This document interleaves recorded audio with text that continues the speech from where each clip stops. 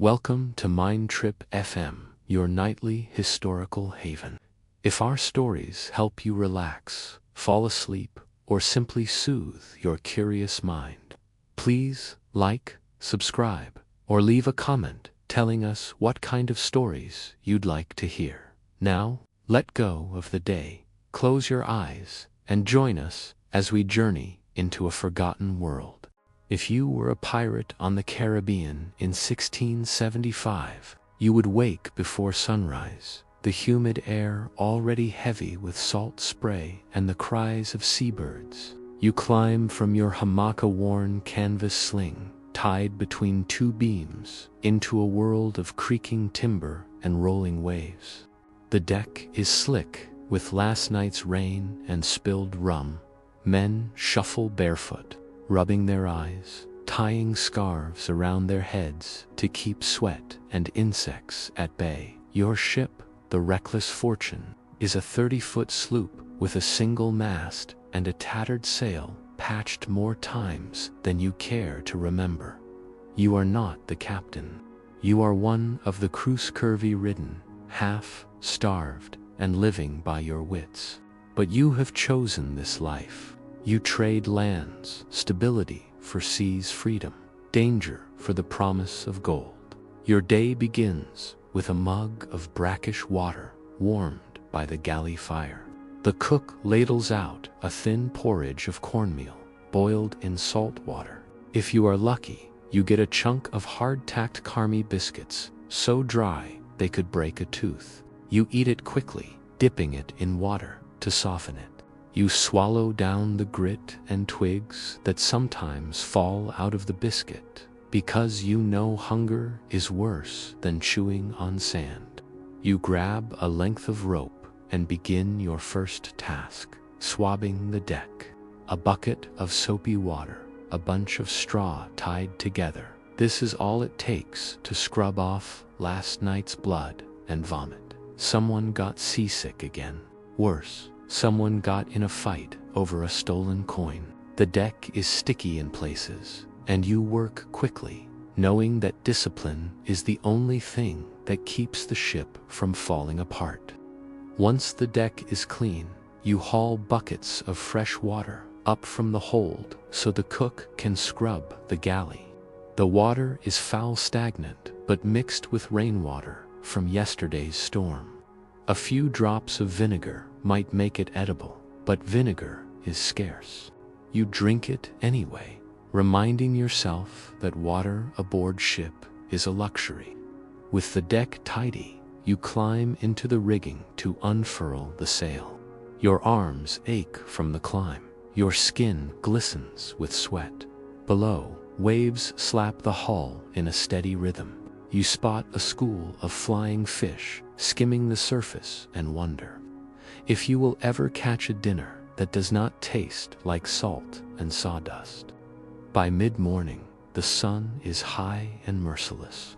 Your captain, a lean, scar-faced man named Silas, Reed, calls you to the quarterdeck. He points to the horizon where a merchant sloop flies no flag. That means she is a prize. She might be carrying sugar from Jamaica or silks from Portobello. Your heart pounds as you prepare for battle. First, you check your weapon, a rusty cutlass with a handle worn smooth by decades of use. You test its balance. It still slices well enough. Then you load your pistola, single-shot flintlock. It takes a minute to prime with powder and patch the ball into the barrel. You learn quickly that misfires are common. Better to trust the blade. The call goes out. Battle stations. You rush to your post. Half the crew mans the starboard rail with swivel guns, small cannons that chuck grape shot. The other half loads muskets from the gun deck. You are part of the boarding party. You find a rope ladder dangling over the side. As the merchant ship draws near, you hear her crew scrambling. The wind catches your sail and you pull closer. The captain gives the signal. Boom, 2 swivel guns, thunder, planks crack. A cry rises from the merchant deck. You see a man clutch his arm, red bloom across his shirt. You tighten your grip on the ladder and jump. The rope swings as you land on the merchant deck. You catch the rail and pull yourself up, boots hitting wood. Your comrades follow. The battle is chaos. Smoke, curses, the clash of steel on steel. You thrust your cutlass, parry a musket butt, and feel the sting of a slash across your forearm. You taste iron. In a few frantic minutes, it is over. The merchant crew surrenders. You bind their hands with rope and march them below. The captain orders his quartermaster to inventory the cargo. Barrels of rum, crates of tobacco, bolts of clothu have hit the jackpot. Your share will be enough to buy a small plot of land, if you survive long enough to spend it. You collapse on deck, chest heaving. The sun feels hotter now. Your wound stings. One of the ship's surgeons, really a barber, who learned a thing or two about amputations, rubs a cloth in brine and presses it to your arm. You grit your teeth. Infections are worse than wounds, and tetanus is a quiet killer. By midday, the merchant ship is secured. Alongside, the cook hauls out a fresh pig from below decks, hoping to roast it over the fire barrel. But you and the other men are too tired to wait. You dig into your ration of salted pork and hardtack. The meat is slimy. The crust teems with maggots. You pick them off and eat anyway. You remind yourself that any fresh meat is a feast compared to pig's head soup. After eating, you head to the forecastle to rest. The creaking hull lulls you into a half-sleep. A few men try to sleep, but it is too hot. You lie on the wooden deck, staring at patches of sky through the rigging. You smell salt, sweat, and fear. In the late afternoon, you check the prize ship's paperwork. There is a letter of marque. This is piracy, plain and simple. But as long as you stay far enough from colonial navies, the law cannot reach you. Evening brings a breeze. You climb the mast to adjust the sail for slower sailing. The sun sets in flames. The sky glows red over the Caribbean Sea. You think of home if you have one end, the life you left behind.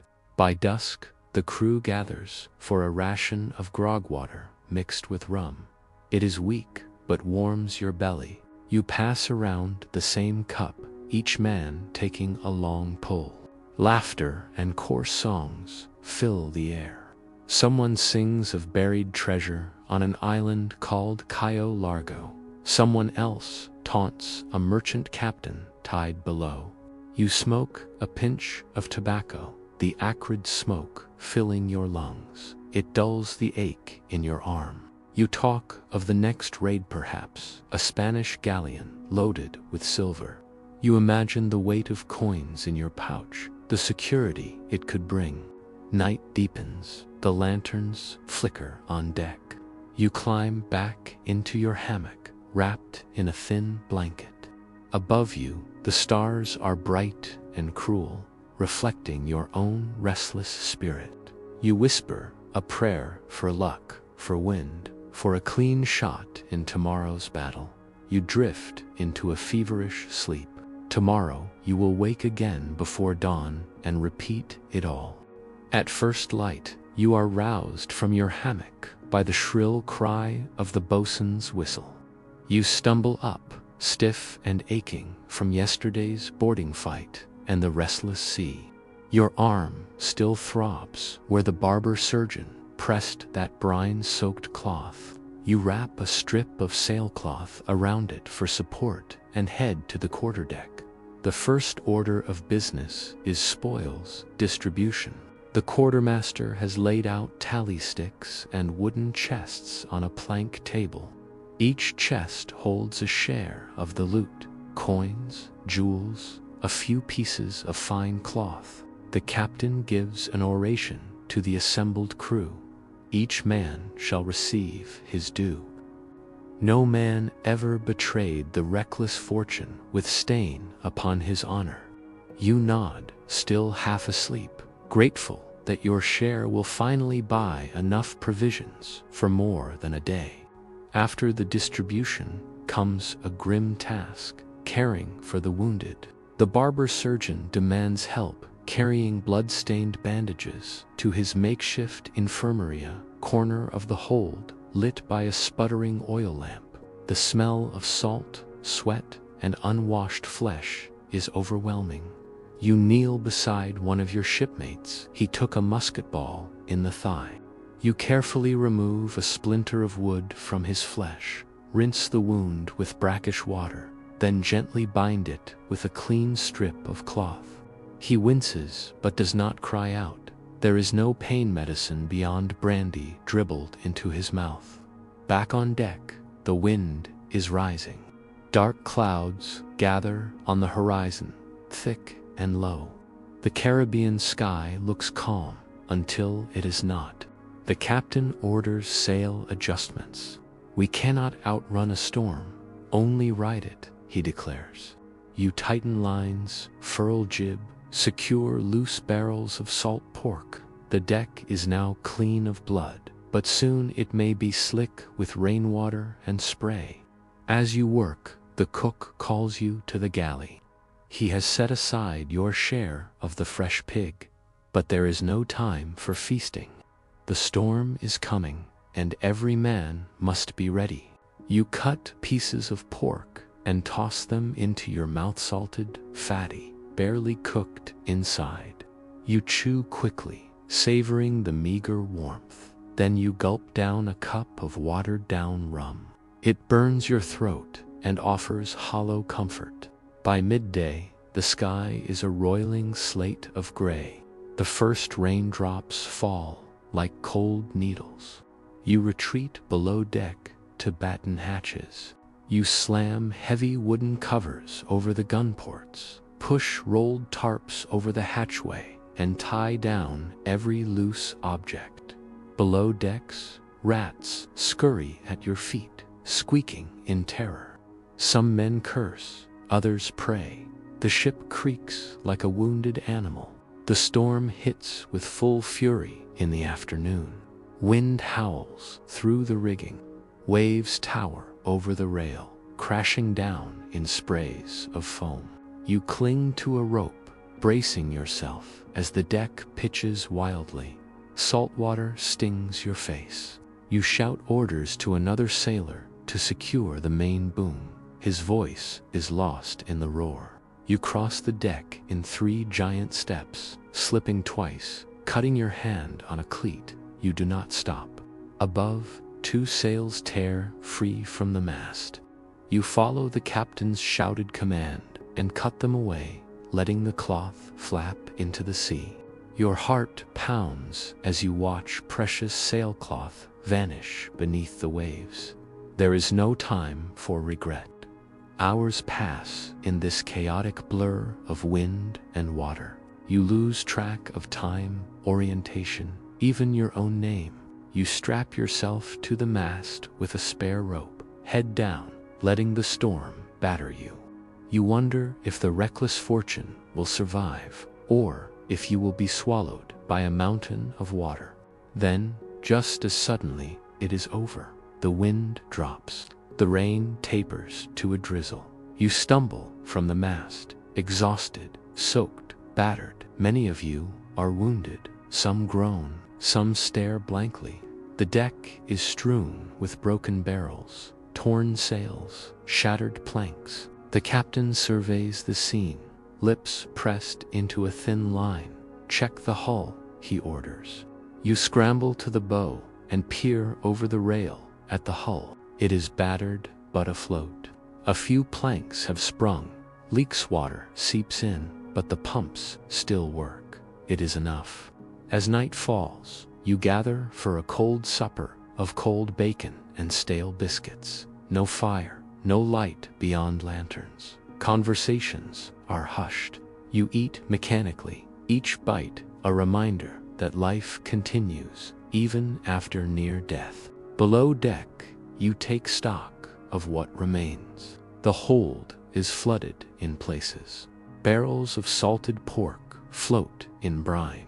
Wooden chests of coins rest on slanted beams. You taste salt on your lips. You realize how precious fresh water has become. There may not be enough to last until the next port. At the first light of dawn, you set a course for the nearest safe haven, uncharted cove on the island of Santa Lucia. The captain says it is a good place to repair the ship, gather fresh water, and bury the dead. You eye the wooden coffin slabs in the hold and think of those who will not make it ashore. The sail is patched more by chance than skill. You push the ship through calm seas, tired but determined. The Caribbean sun glints on the waves.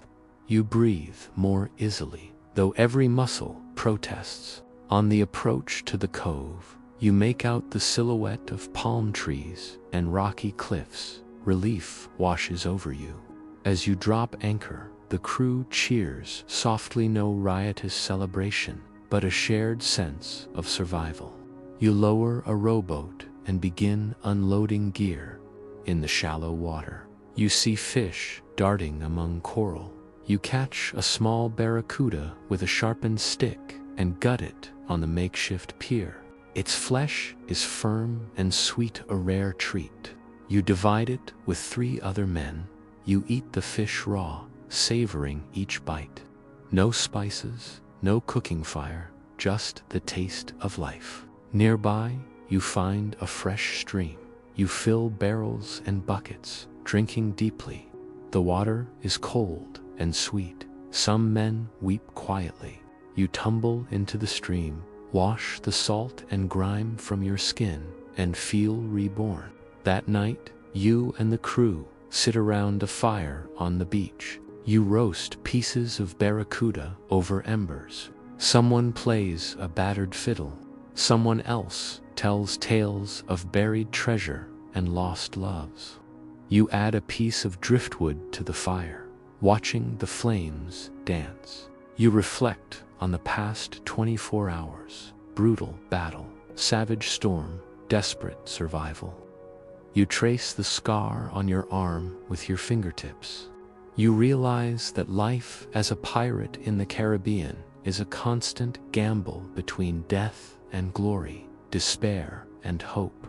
As the fire dims, you lie on the sand and gaze at the stars. You feel the pulse of the sea beneath you, the whisper of wind in the palms.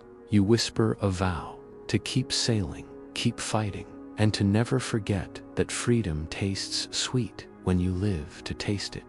Dawn breaks with a golden haze over the cove. You wake to the crackle of embers and the murmur of men stirring. The breeze is gentle, carrying the scent of salt and damp palm fronds. You stretch, rub the sleep from your eyes, and stand. Your first task is to fetch water.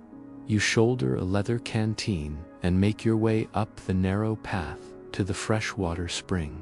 The trail is slick with moss, and insects buzz lazily in the humid air. You pause under a towering palm to rest and listen to the distant roar of waves crashing against reef. Then you continue, stepping over tangled roots. At the spring, you cup your hands and drink deeply. The water is cold and pure. It tastes like survival. You fill the canteen, dunk your bandaged arm to rinse away grime, and head back to camp. Breakfast is a meager affair. Bits of barracuda warmed on glowing embers, chewed slowly to savor saltand, the rare spice of coconut milk, if any remains. Conversation is subdued. Each man carries exhaustion like a second skin, yet there is gratitude in the air. You eat in silence, facing the sea, imagining the reckless fortune riding the waves once more. After breakfast, the captain calls a council. The quarterdeck is now a sandy clearing, circled by palms. You, the rest of the crew, and the merchant prisoners stand in a rough semicircle. The captain clears his throat. We have supplies enough for 7 days, then we must leave. The hull holds, but we cannot test our luck twice at sea without new provisions. He taps a crude map scratched on wood. To the west lies Tortuga. If we sail at first light, we can reach it by dawn. We will repair the ship there and perhaps recruit more hands. A murmur ripples through the men. Tortuga is infamous a haven for pirates and fugitives. Danger lurks in every tavern, but the promise of fresh meat, fresh rum, and fresh recruits is strong. You nod in agreement. You would rather face drunk privateers than starve in this cove. Next, you are sent on a foraging party. You and 2 others trek inland, machetes in hand, to gather fruits, nuts, and any fresh game. The jungle is thick. Every step feels like wading through green soup. You spot a cluster of wild bananas, their skins spotted black. You cut a bunch and tuck it into your shirt. Nearby, you find guava and breadfruit. You test each carefully, no vomiting yet, then gather as much as you can carry. On the way back, you nearly step on a rattlesnake coiled at the root of a mango tree. You freeze, heart pounding, then carefully step away. You wipe your brow, grateful that the snake did not strike. You learn that this island is not just paradise, it is a gauntlet of hazards. Back at camp, the surgeon inspects the wounded. He warns of malaria mosquitoes swarm in the evening, and fever can kill more sailors than storms. You bandage your forearm more tightly and smear it with vinegar to ward off infection. You swallow a handful of bitter tonic made from crushed cinchona bark, hoping it will protect you against chills. As dusk falls, the sound of distant drums drifts through the trees. You grip your cutlass and stand beside the captain. Drums usually signify natives or rival pirates. You cannot afford a fight now. The captain raises his hand. Hold fire until they show intent. If they are friendly, we may trade. The men nod, clutching weapons as torches flicker to life. A small group emerges onto the beach. 5 figures, painted with white clay, carrying woven baskets. They pause at the water's edge, watching the camp. Their eyes are curious, not hostile. The captain steps forward, palms open. He offers rum from a carved gourd. The native leader accepts with a solemn nod. You and another sailor barter a bucket of fresh water and some salted pork for yams and arrowroot flour. The native women dance around the fire, stamping bare feet in the sand, singing a low, haunting melody. You feel a strange calm. The air is thick with moonlight and the scent of night blossoms. That night, you lie on the beach next to the ship's prow. You listen to the waves, the crackling fire, and the distant drums. You reflect on how close you came to dying twice, first in battle, then in the storm. You think about Tortuga, a den of thieves, and wonder if you will ever find a home. You drift off to sleep, the drumbeat a lullaby of promise and peril. Morning sunlight filters through tattered canvas as you awaken again on deck, muscles stiff and mind heavy. Your body aches from the storm, battle, and the constant roll of the ship. But worse than the pain is the knowledge that this life could kill you in countless unseen ways. The first danger is disease. You have already seen scurvies, blackened gums, and swollen limbs among your crewmates.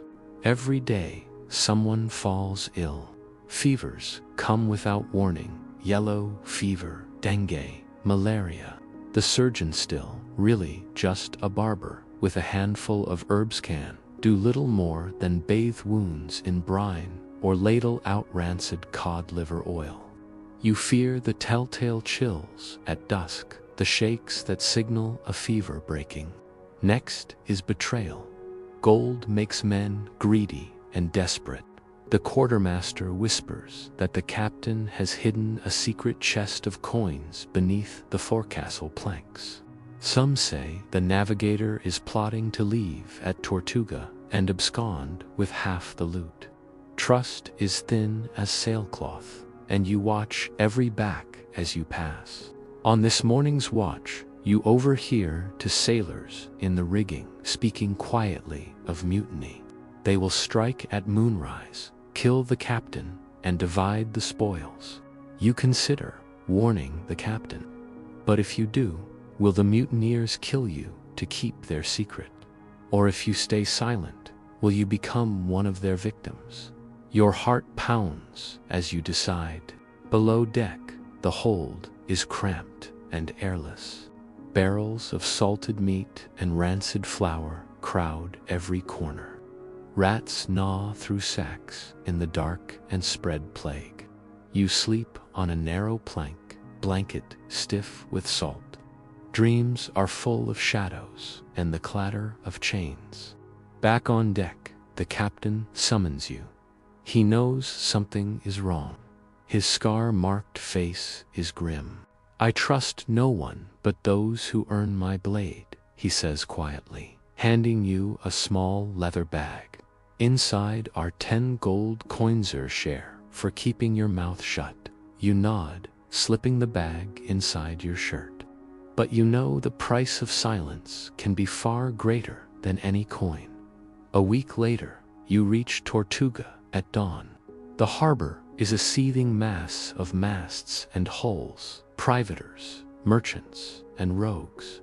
The air smells of ale, sweat, gunpowder, and sex. You unload the ship, stacking barrels of rum and crates of tobacco on the docks. You watch the quartermaster count coins, the captain examining a map for the next prize. But Tortuga is no safe haven. Gangs roam the streets, offering protection for a price. The governor's men patrol the harbor, demanding their cut of every transaction. You down a mug of dark beer in a smoky tavern and listen to whispers of a new bounty, Spanish treasure galleon rounding Jamaica. The chance to strike again fast riches shines in every pirate's eye. That night, you wander narrow alleys lined with lamplit brothels. You see women painted in gaudy colors, hoping to catch a sailor's coin. You hear indiscernible bargains struck in low voices. You smell unwashed bodies, spilled spirits, and stale tobacco. You realize that Tortuga is built on vice, rumor, and blood.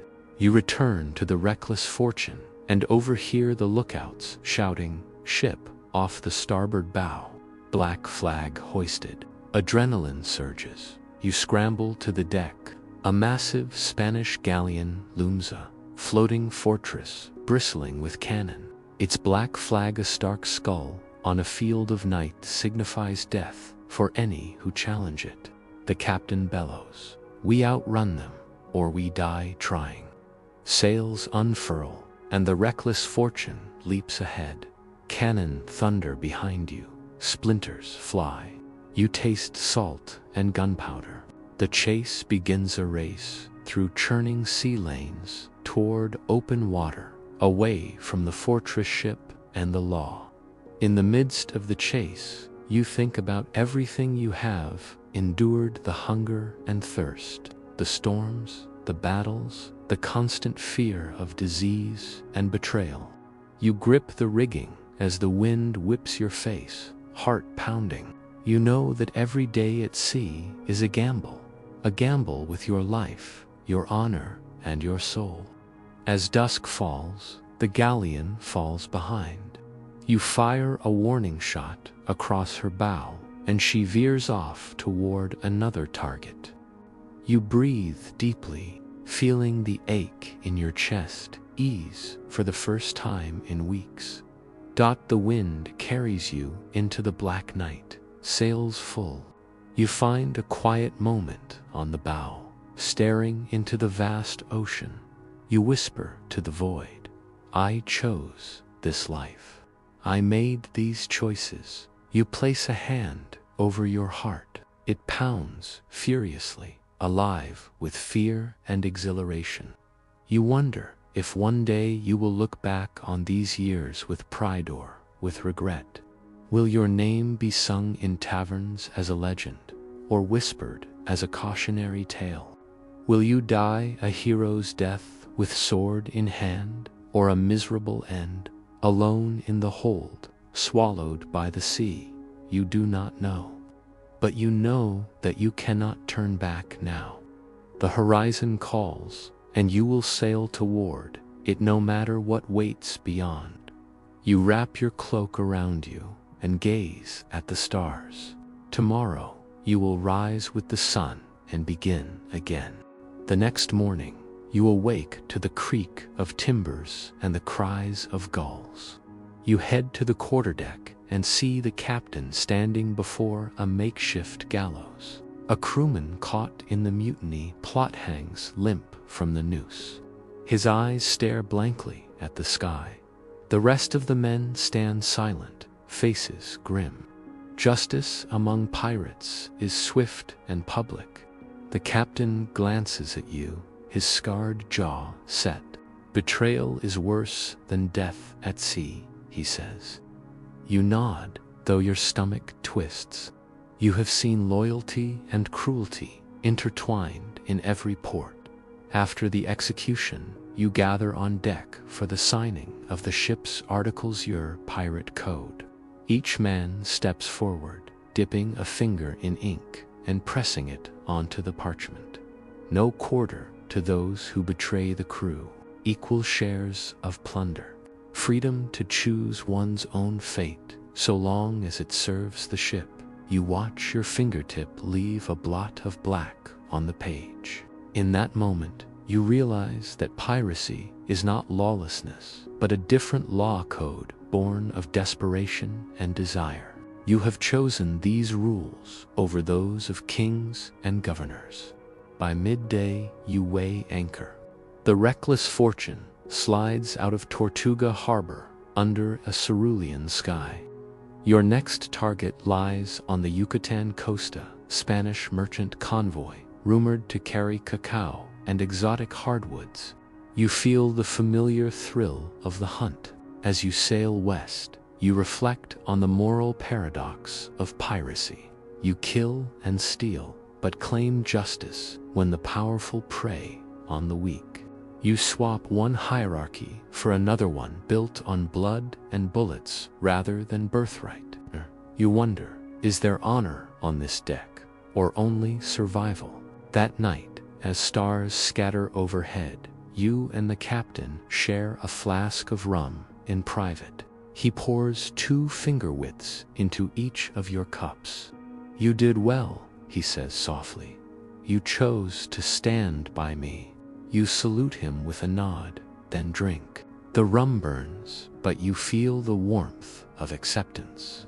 He stares at the night sea. One day, he whispers, "This life will end. Either the gallows or the deep sea. Or perhaps I will sail into legend and die on my own terms."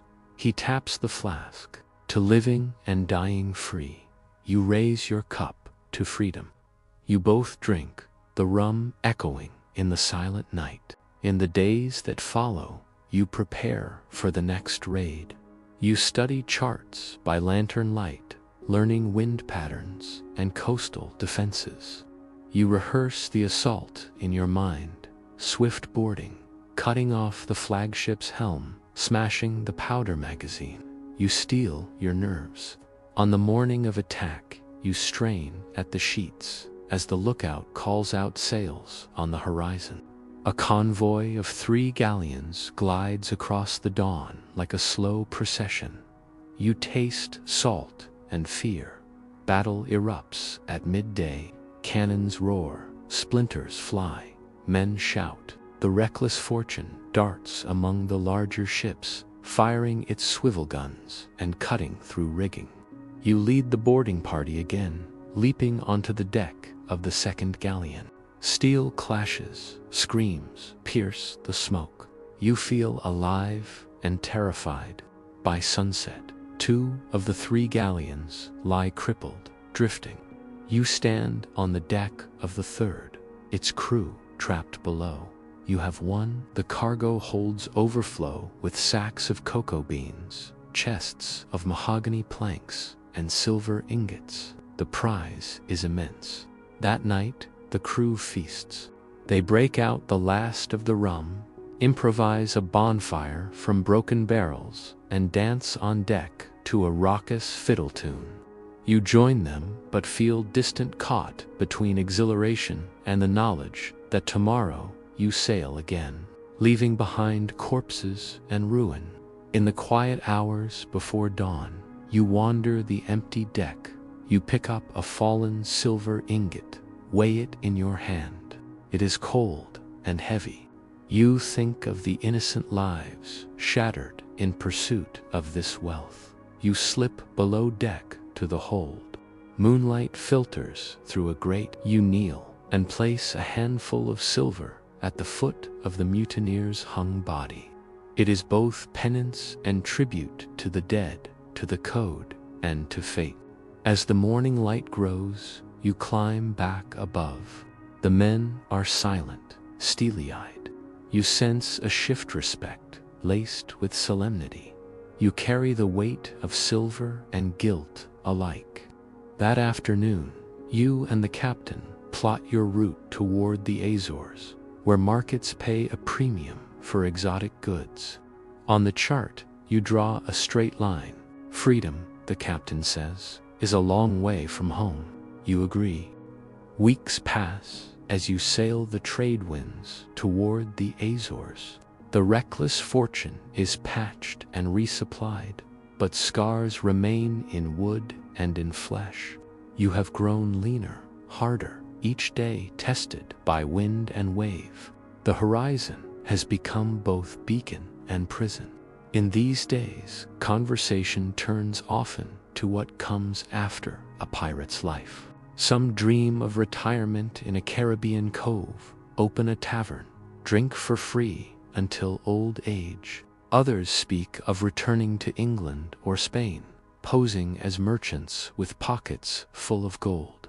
Your own thoughts swirl with doubt. One afternoon, the cook finds you on the quarterdeck, gazing at a blank horizon. He offers you a cup of weak coffee made from roasted chicory. You take it wordlessly. The cook shrugs. Pirate or not, he says, we all want peace at day's end. Simple words, but they settle heavy in your mind. That night, the ship's priestan, exiled friar, calls you aside. He carries a worn Bible, its pages soaked in salt water. He asks if you have a name for the child you may beget one day, or a place you would call home. You stare at the dark sea. You begin, then stop. There is no answer yet. The next morning, you collide with a Spanish frigate off the Azores. It is smaller than a galleon, but swift. Cannon, thunder, splinters fly. The chase is frantic. The frigate's captain is a man you once spared, a merchant you let go for mercy. His swivel gun nearly tears the reckless Fortune's rudder off. You dive below deck to secure the tiller lines, sweat and salt stinging your eyes. On deck, the boarding shout erupts. You scramble up the ladder, cutlass ready. The fight is brief and brutal. The Spanish crew fights fiercely, fueled by vengeance. You parry a thrust and counter with a slash. The man falls. You feel the weight of his life in your grasp. When victory is yours, you search their ship. There are no treasures, only food and supplies. They have nothing worth the blood spilled. You stand on the ghost ship's deck, watching your own stained blade. You taste ash. The captain orders you back to the reckless Fortune. He looks at you with grim approval. "We are pirates, lad," he says. "Not murderers. Know the difference." You nod, but the lesson burns in your thoughts. Days later, you reach a small Portuguese port under the cover of darkness. You unload a portion of your cargo: exotic wood, cacao beans for clandestine sale. The harbor master's bribe is heavy, but you pay it. You count your share. Enough to buy a small piece of land and a modest house. You slip the gold into your belt and feel its cold weight. That night, you walk ashore alone. The streets are empty. Lanterns gutter in the wind. You find a bench overlooking the harbor and sit. You remember your first day at sea, saltwater porridge, the rotten hardtack, and marvel at how far you have come. You press your hand to your mouth, tasting brine and rum. You close your eyes. In the darkness, you imagine a life on land, a cottage by the sea, a small garden, a chest of books. You imagine waking without the creak of timbers, hearing birds instead of gulls, feeling grass beneath your feet. The thought both soothes and terrifies you. By dawn, you return to the ship. The crew is awake, preparing to depart. The captain greets you. "Paid your debts?" he asks. You nod.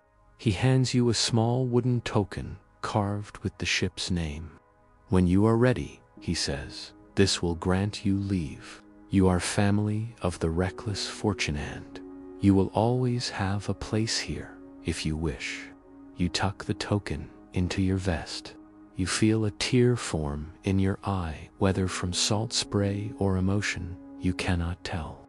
That afternoon, you stand at the bow as the ship sails away. The Portuguese shoreline fades. You feel a pang of loss, then steel yourself. The wind fills the sails. You breathe in the sea air, taste freedom tempered by consequence. As the sun sinks, you climb to the crow's nest for the final time. Below, the deck is alive with lanterns and laughter. You look down at a world you have shaped with your choices: blood and gold, fear and glory. You realize that pirate life is neither good nor evil. It is what you make of it. That night, you descend from the mast and walk the length of the deck. You pass men singing bawdy shanties, children of chance who have made this ship their home. You see the surgeon tending a wound, the priest kneeling at prayer, and the quartermaster polishing a jewel. You nod to each, knowing their stories are entwined with yours. You finally return to your hammock. You clutch the wooden token and whisper into the night, "I was a pirate, but I will be more." You drift into a dreamless sleep. The next morning, you awaken to a new horizon. To your left, an uncharted island rises from the mist. To your right, the open ocean beckons. You stand, cutlass at your side, chest swelling with the breath of possibility, and you smile.